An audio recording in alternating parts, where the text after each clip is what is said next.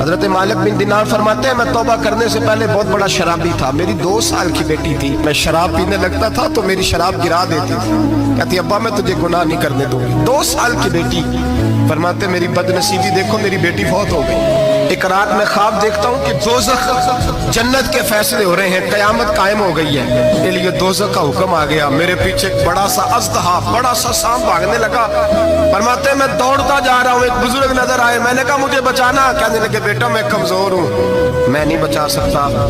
کہتے ہیں مجھے میرا اشارہ کیا، کہنے لگے پہاڑ کی طرف جا شاید تو بچ جائے۔ کہتے ہیں میں پہاڑ کی طرف جا رہا تھا تو وہاں سے بیٹی آ رہی تھی، میری بیٹی دوڑتی آئی، میری گود میں بیٹھی اور اژدہے سے کہنے لگی دفع ہو جا، تو میرے ابو کو نہیں جلا سکتا۔ کہتے ہیں وہ 2 سال کی بیٹی کی آواز سن کے وہ اژدہا بھاگ گیا، میری گود میں بیٹھ خواب دیکھنا، میری داڑھی سے کھیلنے لگی، کہنے لگی ابا میں تجھے منع کرتی ہوں نا شراب نہ پیا کر، شراب۔ تو میں نے کہا بیٹے یہ کیا ہے سارا کچھ؟ کہا ابا جی یہ تیرے برے عمل ہے جو اژدہا بن۔ تو بزرگ کون تھے؟ کہنے لگے بیٹے ابا جی وہ آپ کا نیک عمل ہے، پر وہ کمزور بڑا تھا، آپ کو بچا نہیں سکا۔ ابا جی بس کر دیں، بس کر دیں، اب آپ برے کام نہ کریں، آپ توبہ کر لیں، جو پچھلے گناہ ہو گئے میں اللہ کی بارگاہ میں سفارش کروں گی، رب آپ کے معاف کر دے گا۔ مالک بن دینار فرماتے ہیں میری آنکھ کھلی تو میں پکی توبہ کر گیا۔